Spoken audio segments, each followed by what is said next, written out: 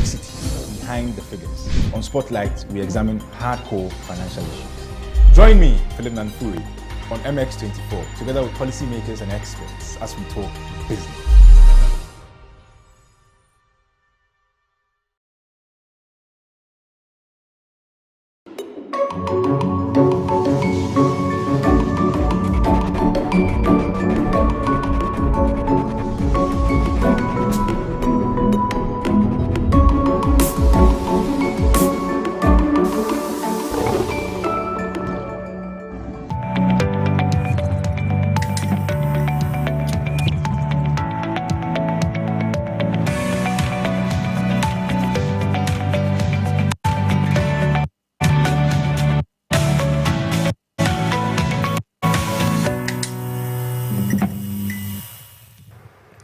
Hi there and welcome to Spotlight Business with me, Philip Nanfuri. The channel is MX24. We're also streaming live on our social media handles, Facebook, MX24GH, on Twitter, MX24GH, and on YouTube also, MX24GH. I want to say a very big thank you for your company this fine Thursday evening.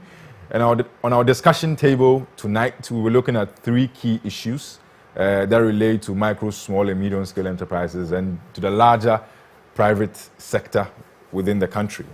We'll be looking at a report put together by the Private Enterprise Federation that looks at certain issues that have come up in the taxation of micro, small, and medium-scale enterprises. We'll also look at the AFCFTA, that's the African Continental Free Trade Area Agreement. What is it? What does it entail? What are some of the nuances? Our guest will walk us through. And then finally, we'll look at access to finance. It's something that ties in very key to the AFCFTA and other things with regards to micro, small, and medium-scale enterprises, as well as the private sector within Ghana. And to walk us through this is the CEO of the Private Enterprise Federation.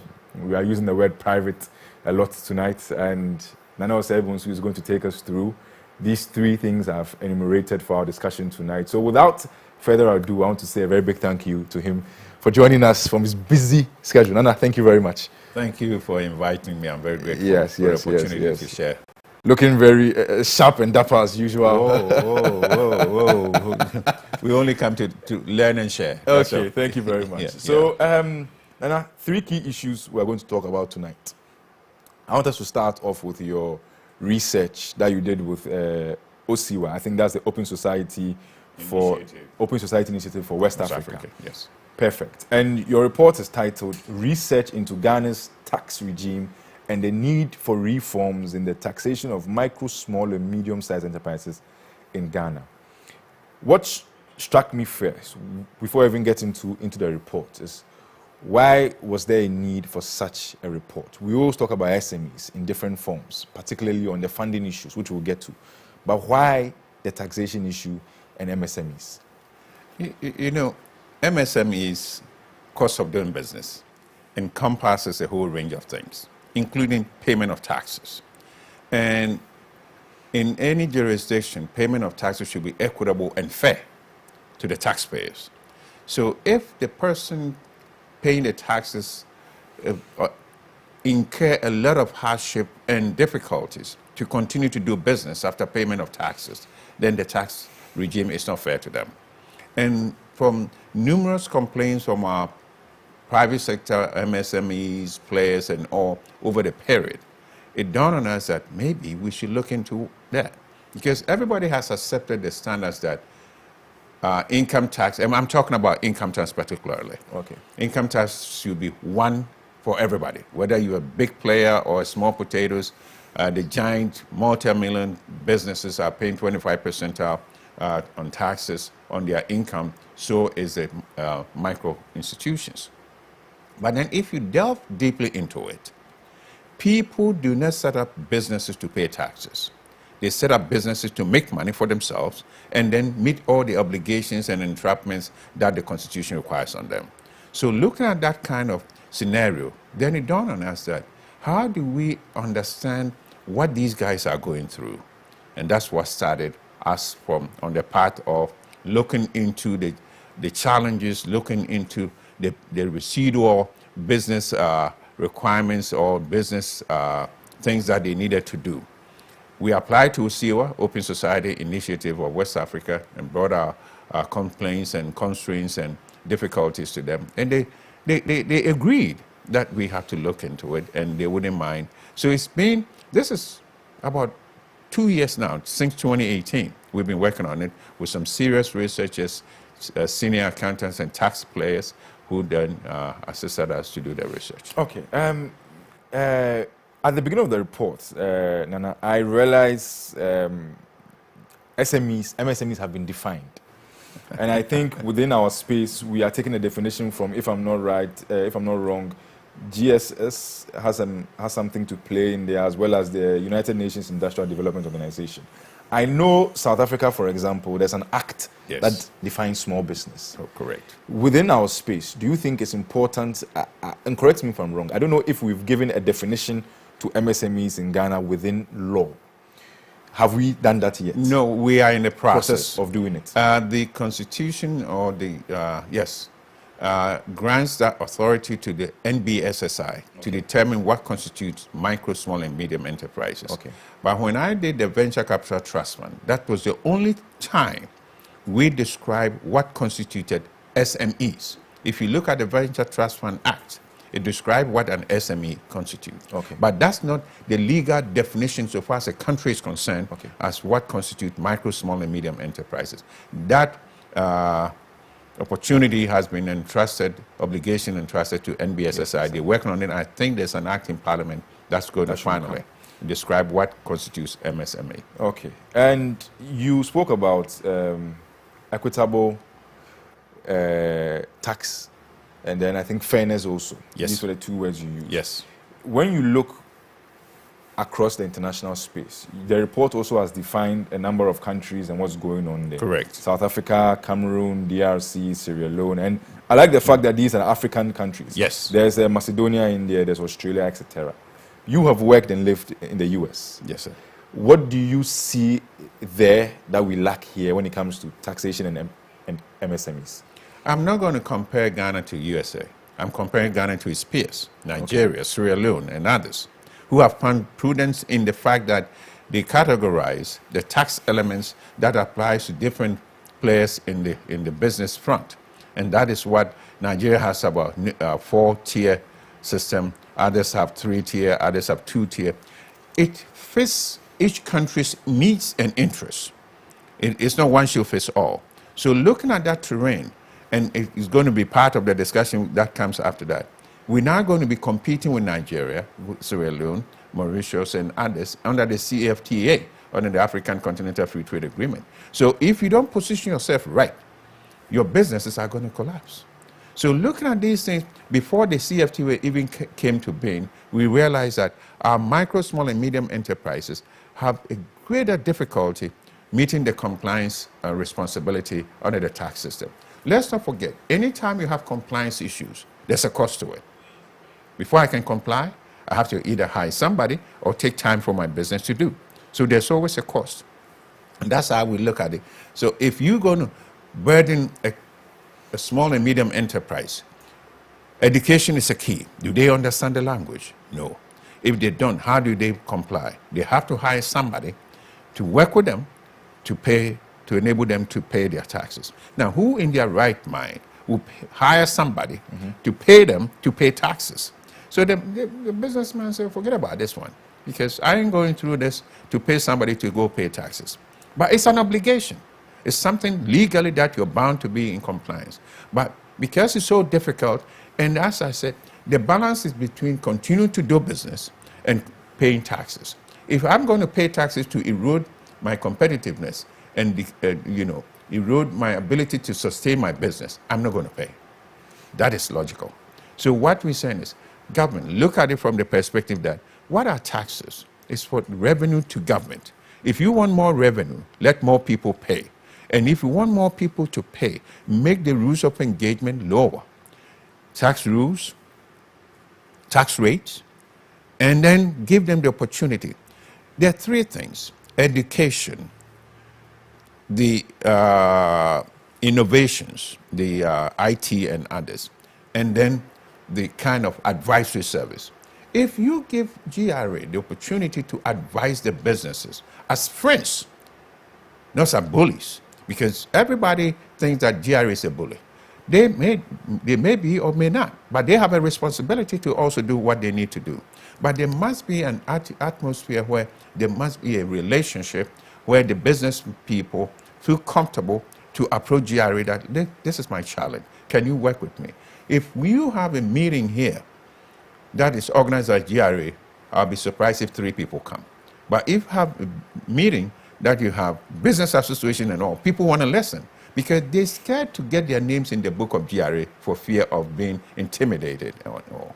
So the point is, make it easier for businesses to do one thing, voluntary compliance, not chasing them. When you do voluntary compliance, most people will comply.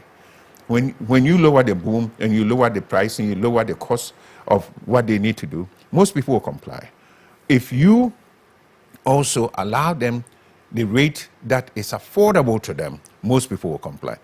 Believe me, if you look at the report, when we went around the metropolitan areas and urban areas, the consensus is, yes, we want to pay our taxes. We don't understand the language. We don't understand our obligation. We don't even know where the tax office is. So how do we comply?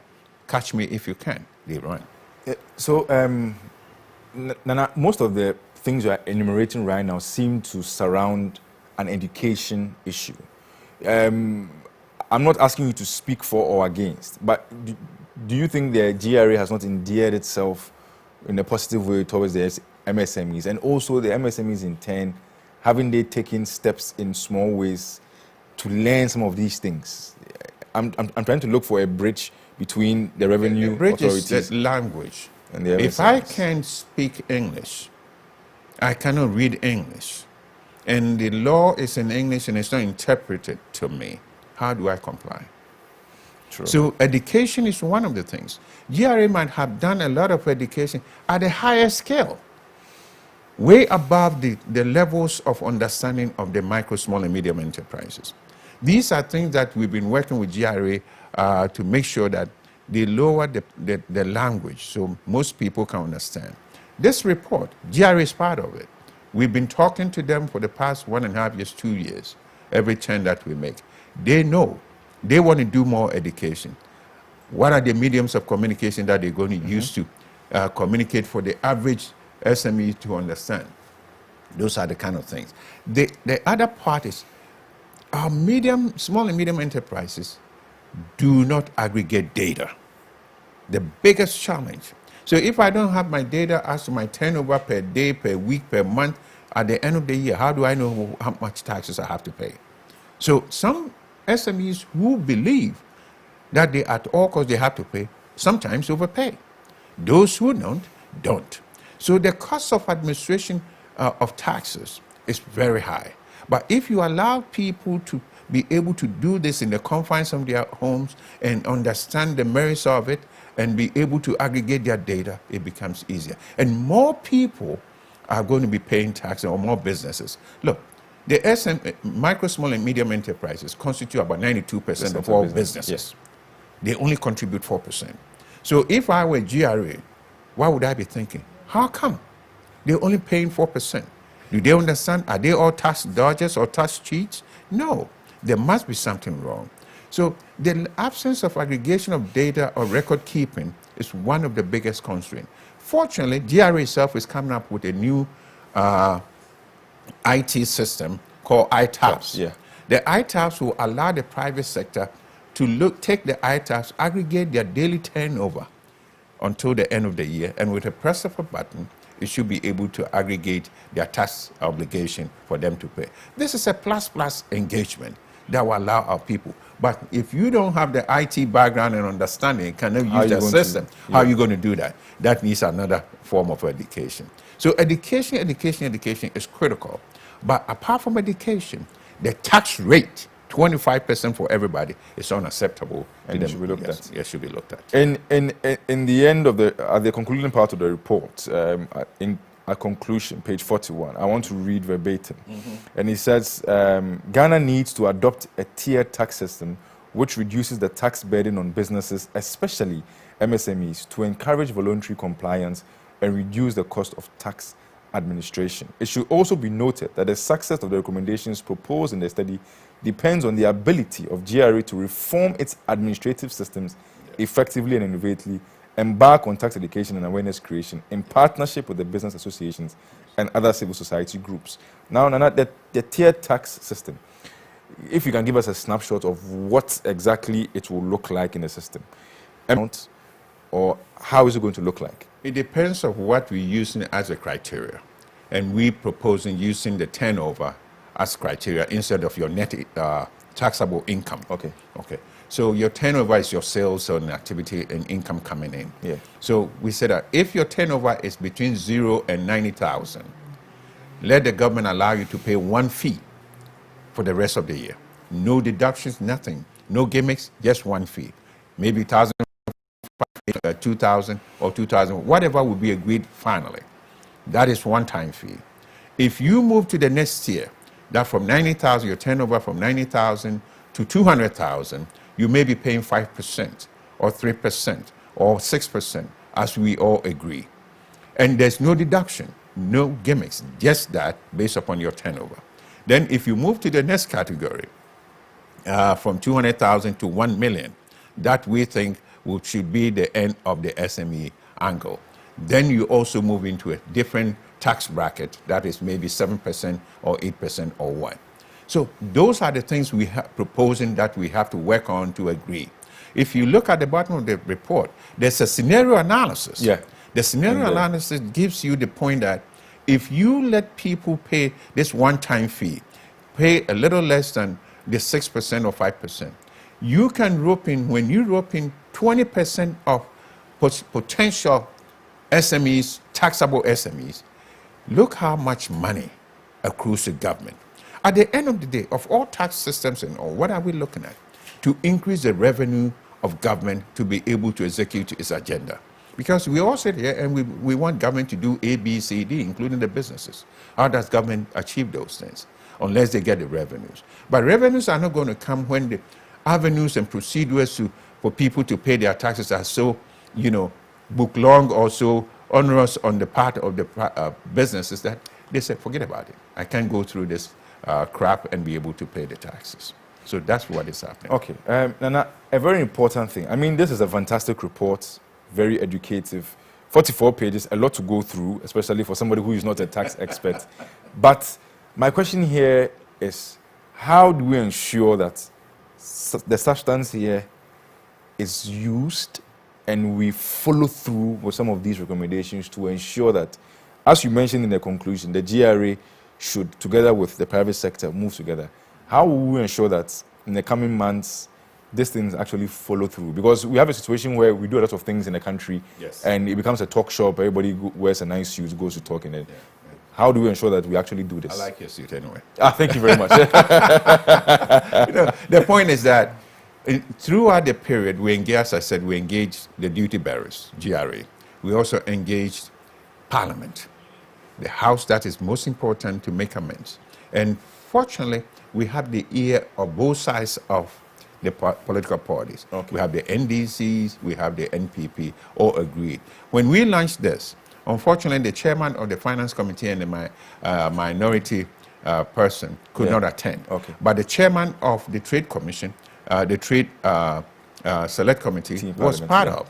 So we've done for both sides of the aisle, and they're all enthused about what needs to be done because they think it's about time that this is undertaken. So come January, when the new parliament starts, we'll be working both sides of the aisle and the executive to make sure that these things are put in the spotlight, and then we engage thoroughly, come to some conclusion or understanding from the business from the government revenue angle, from the GRA implementation process, to make sure that we undertake this and finalize that. Will PEF be doing any workshops, education campaigns for MSMEs concerning this taxation issue? Oh, yes, indeed. In the actual fact, beginning tomorrow, we're taking advertising position in various newspapers, elaborating on this to generate conversation at this time that political things are going on. Generate conversation to get people's interest and attracted to this topic.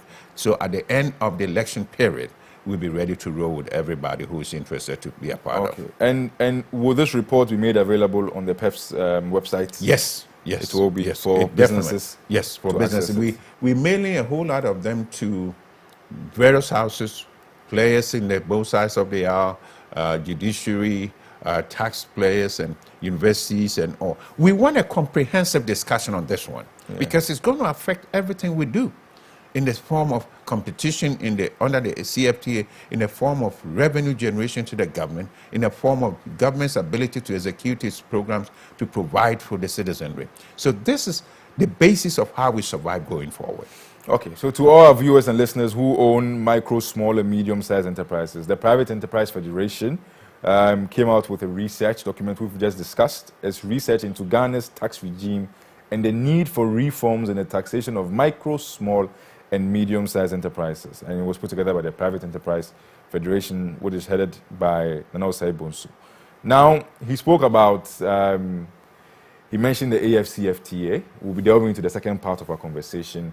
Most of you I've spoken to prior to this conversation have expressed some, I don't know how to call it, lack of knowledge about what the AFCFTA is, apart from it being a trade agreement within the African continent. What else are we looking to do? And we've had a lot of engagements this week on the national level. The national conference on the African continental future area, which was held a couple of days ago. And Osei Bonsu himself was there. A lot was said about the private sector and how we need to endear ourselves to take these things. So we have a video excerpt of some of the comments or presentations that were made at this national conference. Let's take a look at the first one. The National Export Development Strategy serves an appropriate policy framework for coordinating and consolidating public sector support for the development of exports. Let me reaffirm government's determination to assist Ghanaian businesses to take full advantage of the AFCFTA and to ensure that the required financial and human resources are mobilized and developed to make Ghana a new manufacturing hub and financial service center for the African continent.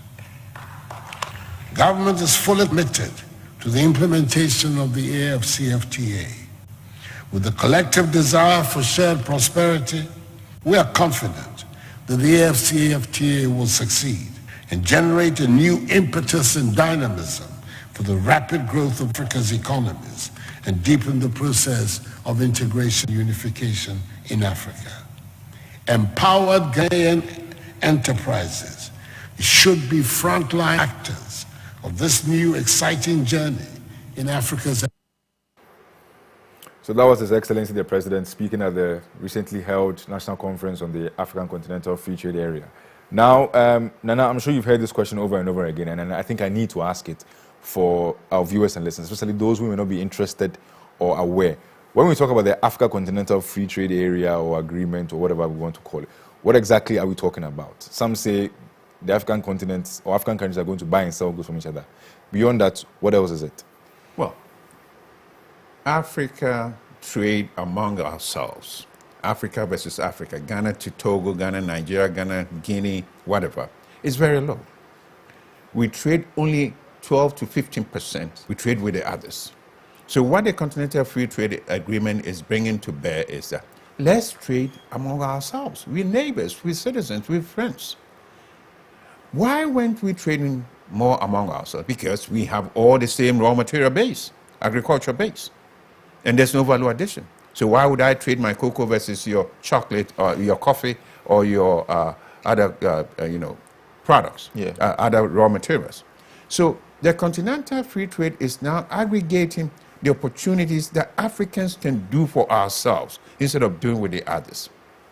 And within that, it is allowing us to trade, but you can only trade. One thing that, let's not forget, we can only trade what we produce.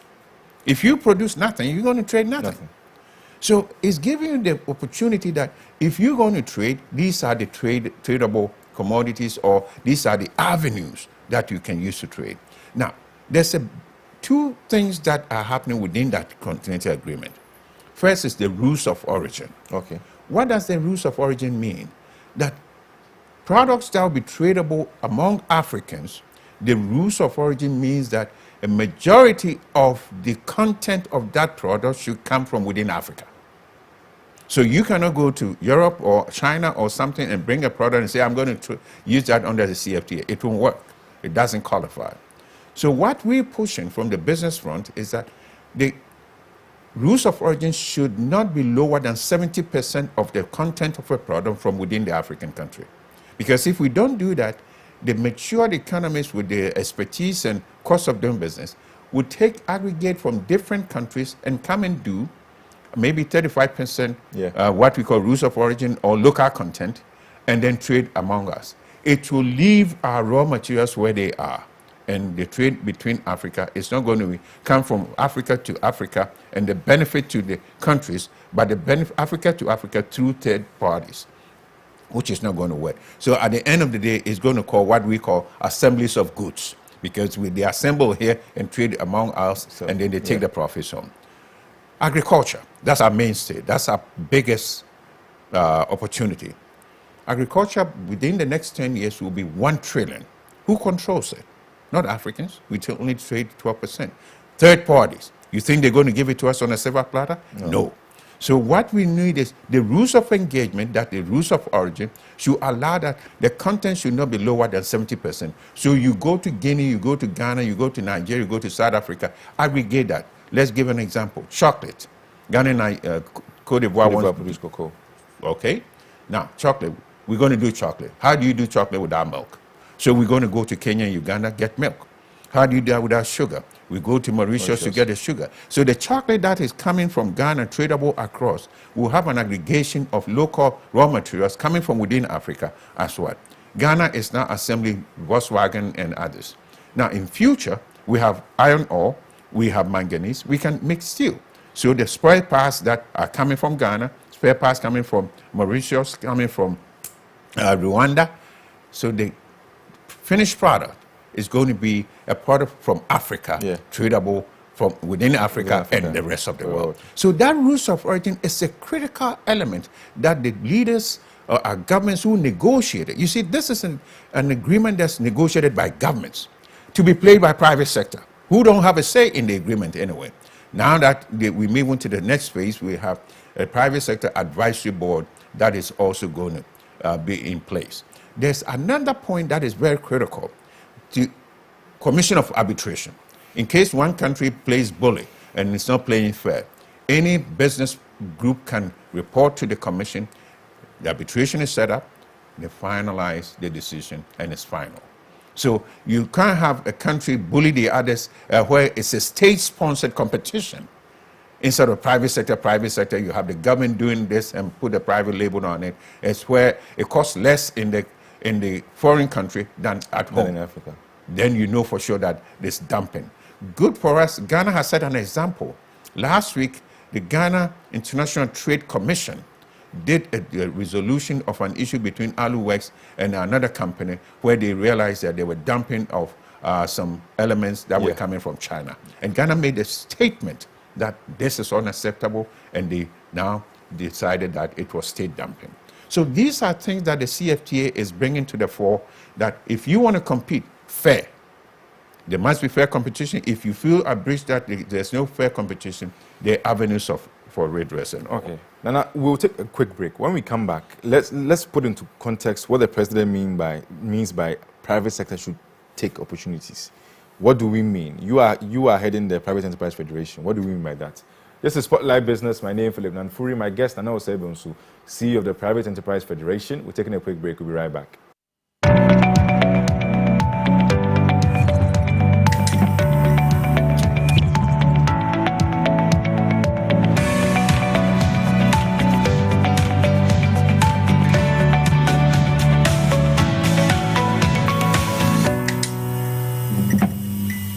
No, this is not business as usual. This is a different kind of business. From the global stock market, to our central bank, to insights on insurance and investment, Spotlight is a show for you. Here, we look beyond the numbers. On Spotlight, we'll tell you the complexity behind the figures. On Spotlight, we examine hardcore financial issues. Join me, Philip Nanfuri, on MX24, together with policymakers and experts as we talk business.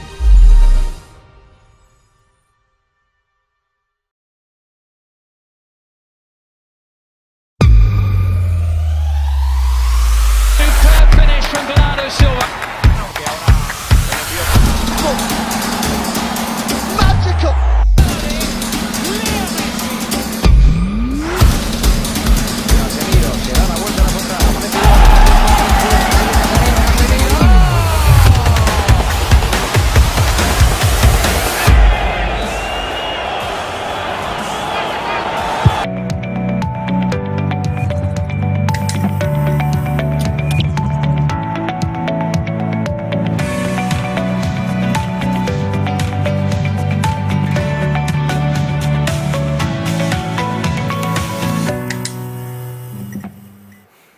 Right, you're welcome back from the break and thanks for your company. We've been talking about a research put together by the Private Enterprise Federation, and now we're looking at the African Continental Free Trade Area, and has been taking us to some of the nitty-gritties when it comes to it. And he talks about the fact that it's the private sector that's going to drive this. We played you an insert where the first gentleman of the land spoke about the private sector, I beg your pardon, ensuring that they take advantage of it. So now I want to find out from you, Nana, when we talk about the private sector, you mentioned in your submissions that the private sector is the one supposed to actually make sure that the AFTA is actually working and not government actually doing stuff. They set the tone and then private sector follows. What are some of the things that private sector needs to do, especially within the Ghanaian context? If you can provide other examples, that would be good. What are we supposed to do to ensure that AFCFTA moves? Private sector needs something. What is it? Technical competence.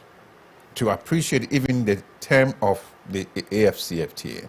Private sector need enabling environment. And we talked about taxes before. Yeah. If somebody else is paying 3% and I'm paying 25%, I'm down the hole already. I can't compete with them. Very true. Now, private sector capacity, the technical skills and all, and the enabling environment, coupled with the main driver, resources, financial resources. Ghanaian financial private sector is borrowing at 30% when somebody else is borrowing at 3%. How do you compete? Now, the government has led the mantle under the CFTA. The government is opening up 90% of our tariff lines that are going to be free. Do the private sector people in that sector, are they aware? So let me just put this for emphasis. 90% tariff free. So it means that goods coming in to Ghana, up to 90% of that coming tariff free? Yes.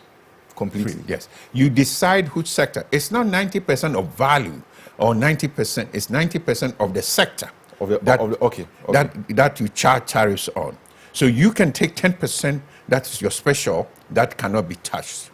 And within the 10%, there are 3 that have that are not going to be touched at all. And there's 7 that will take a longer time to be open to competition. But the 90% that are being opened immediately January 1st, 2021, that is competition. Assuming you, Philip, are in that sector, are you aware that there's competition coming to your sector? And what are the remedies that are being provided to you or support to be able to compete with maybe a big player from South Africa or a big player from Nigeria coming in? We haven't identified that. That's where the government has done segmenting and segregating those things. But the private sector who are going to be affected are oblivious of that. And we need to speed up with the education, sensitization, advising them that this is what is going to happen. If you cannot compete in that area, what do? You move to a different terrain, you move to a different sector, and then we've always done business as individual businesses. Now there must be partnership, because you and I can partner and become stronger. Yeah. Maybe we bring a foreign partner from Nigeria, bring a foreign partner from Guinea, and then we become strong and all. Because the big players are going to be looking around Africa and look at the vulnerable positions where they can take advantage and go. So as much as it's coming due January 1st, I think we should speed up, but we should be comfortable in a way that we educate adequately. Key 2 words, educate adequately. And Nana, I want you to stew on this. I want to take an insert on some of the things you've mentioned for our viewers to listen to. But I want you to start thinking about this. You are closer to the dealings of this AFCFTA. Some of us, will be at the receiving end of it. Correct. Are you picking up anything that is going to tell us that sensitization education is going to pick up massively? Because we just have about 2 months to the beginning of the year. There's a program that government is putting together. They have various committees and all. But that's not to my liking. Because as I said, how many weeks before January 1st? We need to speed up. We need to stop operating in silos. Government is the leader. As I said, these agreements were signed by governments to be used by private sector who were oblivious of the terms. But now, this is where we are. So we take advantage and run with the ball. But there must be some engagement. And I said that yesterday in my closing remarks, that there must be a full engagement between government and private sector at avenues where private sector need help. Let me give one. Financing. Our cost of doing business is very high, 30%. Somebody 3%. So the only financing angle available to Ghanaian businesses is credit. But you have different forms of financing. Private equity, venture capital, angel fund, and all that. And I think we'll come into more of that during the other part of our conversation. I want us to take the insights from the Trade Minister, Mr. Alan Tremanting, on some of the things you just mentioned here. Let's take a look at that and get the ball rolling. In deciding on the categories of products that will be traded under the AFCFTA, the basic and fundamental principle is that each state party or country that will be trading under the AFCFTA is given an opportunity to identify certain categories of goods that will be described as sensitive goods, and certain categories of goods that will be described as exclusive goods. It means that for exclusive goods, that based on the vulnerabilities associated with particular products in a particular country, that you can exclude those category of products. So for every country, you are allowed to designate 3% of your tradable goods as exclusive goods, which means that you are signaling that for those goods, please don't go there.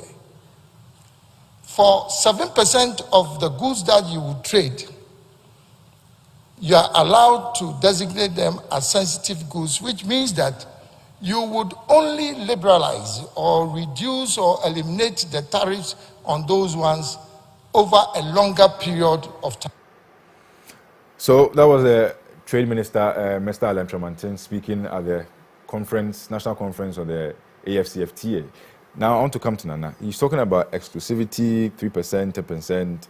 For the uninformed, put this into perspective. What exactly is he referring to? He says the total package is 100%. The tariffs that are going to be opened up January 1st, 2021 is 90% out of the 100%. 10% are set aside. Okay. Out of the 10%, as he said, 7% will be decided by Ghana and the government of Ghana as very sensitive, and it's going to take us a longer time before we open it up for competition.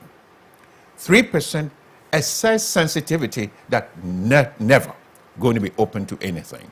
So the 90% is where our worry is, because that is where the income to government revenues, levies, and all are going to be forgiven for competition coming in.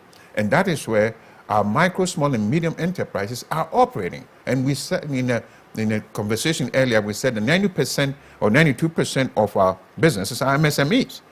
Yeah. Do they have the capacity to compete with somebody from Kenya, a South African big conglomerate coming to do maize, do storage?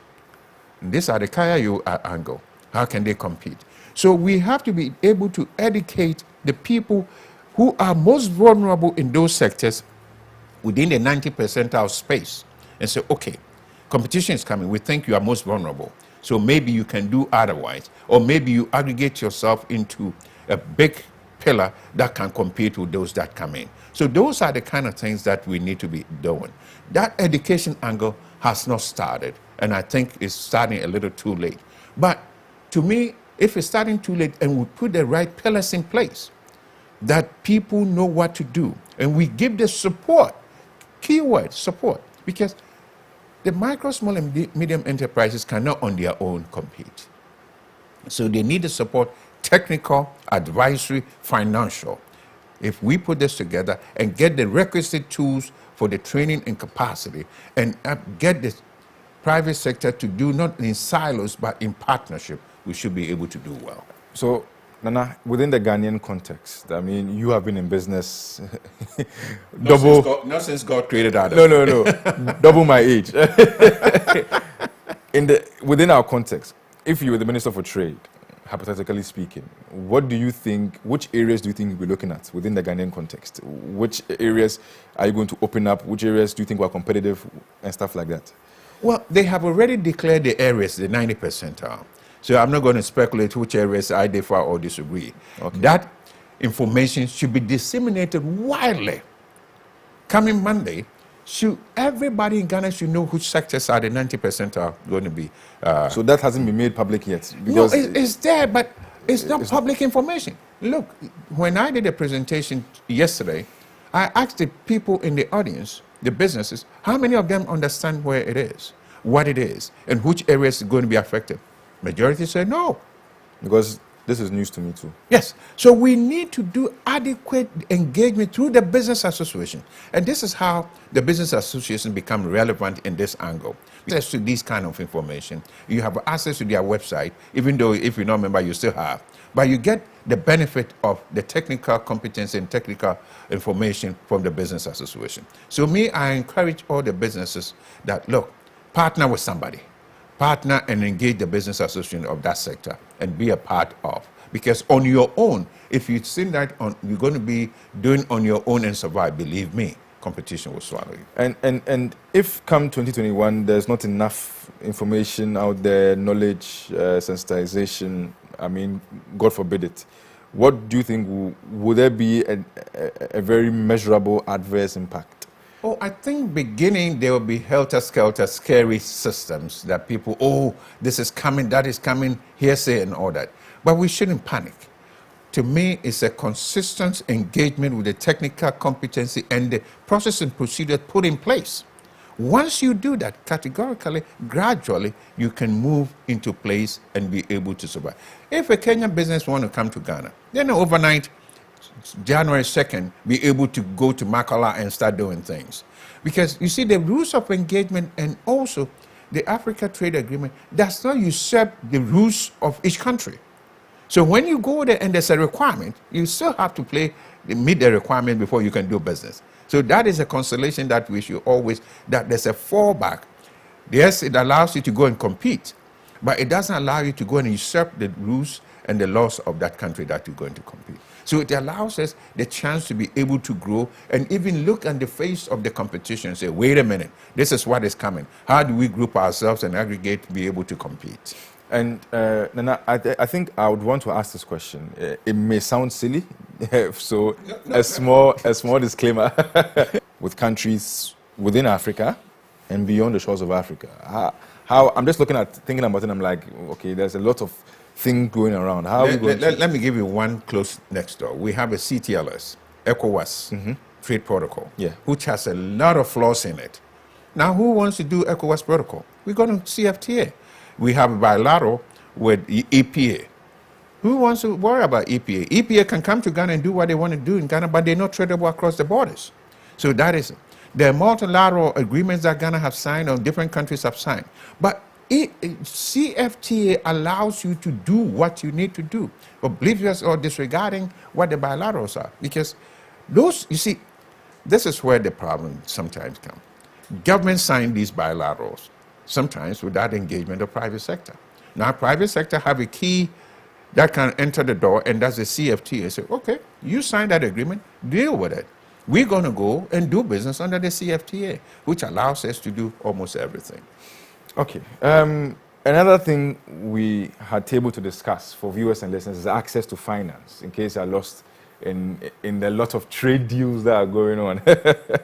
But access to finance, Nana, is critically important. Yes, sir. I listened to a local media station where you spoke about the Ghana reference rate and how it's not feeding, how the monetary policy rate is not feeding into the Ghana reference rate to feed into lending rates. Yes, sir. Before we get into other forms of financing available to businesses, especially as we go to the MSMEs, on the debt side of things, the borrowing side of things, You mentioned 30%, but if you check Bank of Ghana's data, they are telling us that interest rates from their summary of economic and financial data has come down to about 21%.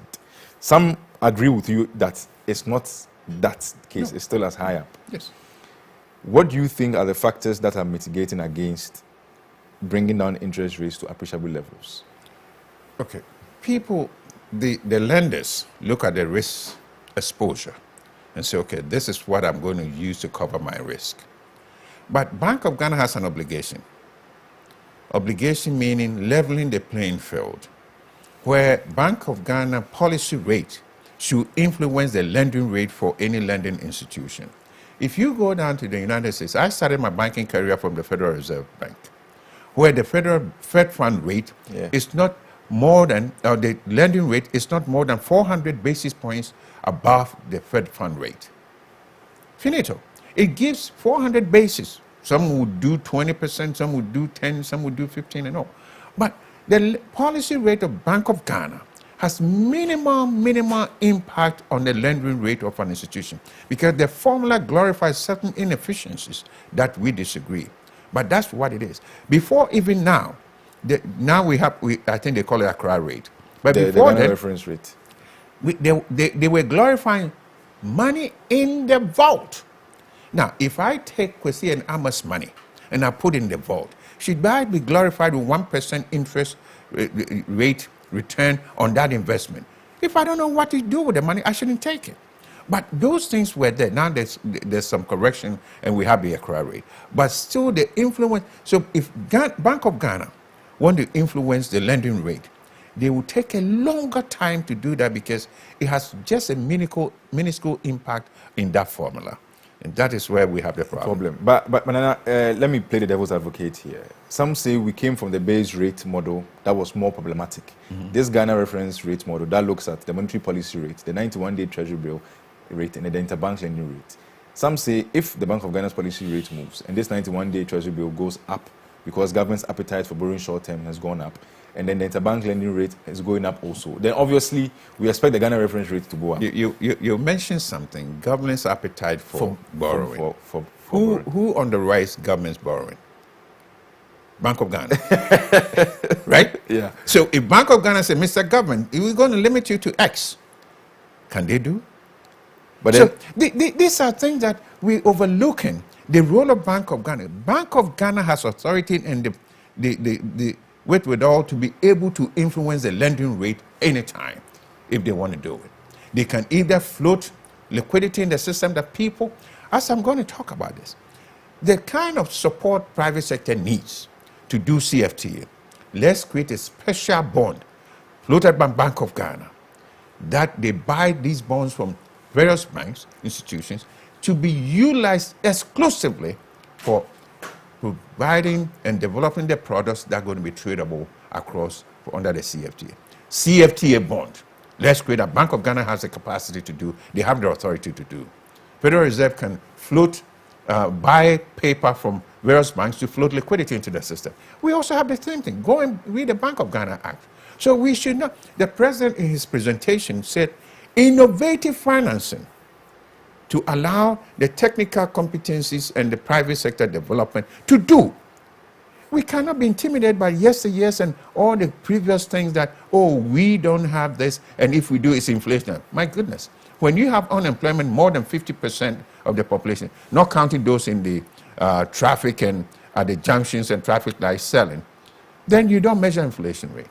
Because inflation, definitely, there will be more people chasing the money, chasing and doing work and, profitable work and all. So we should be innovative in providing the funding. If we don't, what are we going to do? Competition, I said the key driver of everything that we're going to is money. And if the key driver, money, is missing in our environment, competition is over. Talking about innovative financing methods, we've looked at the debt part of things. I mean, there are a lot of structural issues surrounding debt, which will need to be worked on broadly from both Bank of Ghana, Ministry of Finance, and we ourselves in our own attitude towards lenders and lenders' attitude towards us. But on the equity side of things, it's something that's not very patronized in our part of the world. You look at other parts of the world and the equity market is booming. Ghana here, our stock markets, Nana, there was the Ghana Alternative Exchange, parallel market to the Ghana Stock Exchange. But subscription is so low. Listings are so low. Why? Why? Question for you, not for Yes. me. The bread that is going to keep the sustainability in that angle is not there. The patronage. My money, I want to put in a stock, but I don't have the money. How do I patronize that? Look, when we did the venture capital trust fund, at the time we wrote it, aggregating private equity did not command any taxes. Then a finance minister comes and says, wait a minute, everything should be taxed. Immediately, private equity funds that had come to Ghana because we had put that act in place moved out. Yeah. Nigeria was aggregating about 22 billion in private equity. They didn't have anywhere to go. They were migrating here. Now you're going to tax them for just putting their money together? Thank you very much. They moved. Now, we put 5 financing institutions under the Venture Capital Trust Fund. Where are they now? They're almost collapsing. They're no resources. So the beef to patronize what is at the stock exchange is not there. If I don't have the resources, how do I patronize what is being sold? Look at the kind of trading in the stock exchange. If you float a bond, look, the biggest company in Ghana, MTN, they wanted to float shares. Yeah. Were they successful? They did a percentage. Yeah. They couldn't do all. Ghana, the IPO, it's not like guaranteed, like under other jurisdiction where you have the fund managers who are sponsoring it, Yeah. guarantees that you're going to get X. It's on if basis, if we make it.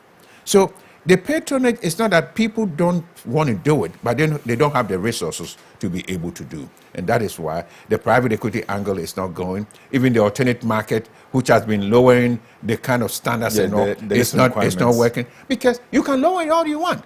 The guy's money is tight in his pocket, and he can't do speculative activities on the stock exchange by coming to do when he cannot even sell what he purchased. We have shares that are not being sold. And then what do?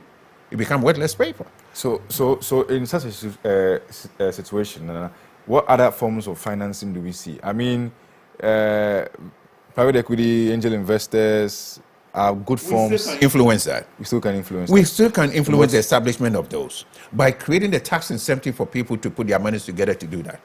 It's just the incentive. You incentivize that, people get attracted. You see, people have money under their beds. If you attract them, they'll bring it outside the gate and use it and invest it. But if you don't attract them, they keep it there because they don't trust you. And they don't trust any bank. No, look at the banking sector anyway. So we need now to look at, we had an opportunity that called ADIF. Yeah. You remember ADIF? The Export Development Agricultural Investment Fund. Yeah. It was giving long-term funding to potential investors, potential business people. Long-term. It's gone. But then, some of them. You know, whenever you depend on the parastatals, it never worked. If you allow individuals, you have a fund, and these are the terms that I feel comfortable, I will come and take the money from you. But when I have to go to a political appointee to take care of what my needs are, then it becomes, difficult. But if the bank is decoupled from the political establishment? When a state-sponsored institution, do you have any time it's been decoupled from political influence? In all reality, it's quite difficult. Not quite difficult, it's not happened. Let's be realistic, because this is the time that we have to bring the information to government to realize that unless we become competitive, for us to become competitive, all these angles have to be covered. If we don't cover them, it goes back to harm the government because the competitors coming in are going to take the bacon home. And the private sector will not have the opportunity. We the biggest, creators of jobs. Public sector is 6.2, private sector 6.8, informal sector 83%. So you need to empower these angles to be able to create the jobs, to the sustainability, the livelihood, in turn create the income stream through taxes to government. So it's in the best interest of government to look at these terrain and say, wait a minute, private sector, what do you need? And I said that yesterday. I said, let's sit at the table, let's engage. It's not like we appoint this committee, we appoint that committee, we appoint that. Yes, the committee will work in silos. But the average Tom, Dick, and Harry in the boondocks in Tamale, Kumasi, Wenchi, and Teshima, what do they know about the committees? They know about the competitor coming to take their business. And that's what we have to address. And we'll be wrapping up soon. As usual, time is always running faster than the things we need to the things we need to discuss. But given the 3 topics we've outlined, your research into taxation regimes in the MSMEs, AFCFTA, and position ourselves